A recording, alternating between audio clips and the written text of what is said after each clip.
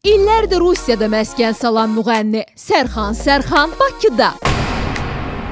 Məşhur evinin qapılarını yalnız və yalnız ölkənin ən reytingli mağazin verilişi olan ATV mağazininin üzünü açdı. Mən Sərxan Sərxan, mənim heç yerdə etmədiyim açıqlamalar ATV mağazində.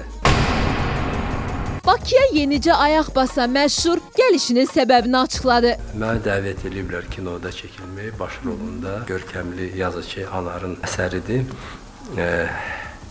Qırmızı limuzin, orada baş roldayım mən, jurnalistəm. Bu mövzunu bağlayıb keçək digər mövzuya. Məşhur bu il yaradıcılığının 35 illiyini qeyd edəcək. Yubilyar sevənlərini bir araya yığıb konsert verəcək. Hazırlıq görürəm. Yubiley konsertim olmalıdır.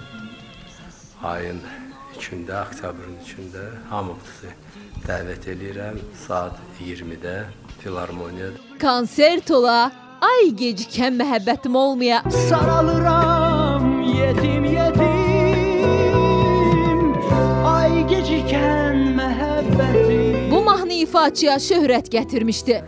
Bir mahnının musiqisinin müəllifi kimi məni sevindirir. Sevindirir ki, mahnı yaşayır. Mahnının uğuru ona elçi düşən müğənnilərin də sayını artırdı. Eşidirəm, ayrı müğənnilər də o mahnını oxuyurlar. İcazə alan da, icazəsiz oxuyan da oldu. Xatırlayırsınızsa, mahnıya ən son gözü düşənsə Niyam Səlami olmuşdu. Ay gecikən məhəbbətim. İcazəsiz oxunan mahnının aqibətini Sərxan Sərxan müəyyən elədi. Qoy oxusun, qoy oxusun. Kimin xoşuna gəlir, qoy oxusunlar. Qəşəng mahnıdır. Əgər kimin zövqünə uyğundur, qoy oxusun. Gecikmiş məhəbbət demişkən, bu mahnının ətrafında bir xeyli söz-söhbət gəzirdi. Hətta Sərxan Sərxanın bu mahnını müğənni Şəbnəm Tapdığa həsr elədiyi deyilirdi. Ay gecikən məhəbbətim.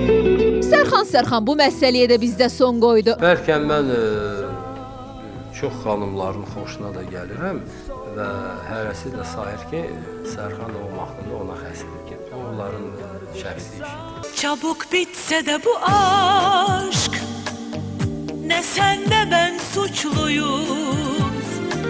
Şəbnəm Sərxan sevgisi sən demə bir şayəymiş. Mən Şəbnəmlə o vaxtlar bir 3-4 dəfə televiziya verilişlərində iştirak etmişik. Onu da çağırdım. Ondan başqa bir əlaqələrimiz olmur heç vaxt. 2 dənə həyat yoldaşım olub. O vaxtlar da mən evli idim. Ona görə mən heç kəsi sevə bilməzdim. Qəşəng qızım da böyüyür, ikinci həyat yoldaşımdan. Ona görə də belə şey olmayıb. Amma o da olmayan yerdən də tüstü çıxmaz deyiblər. Kiminsə xoşuna gəlir, danışırlar, qoy danışsınlar.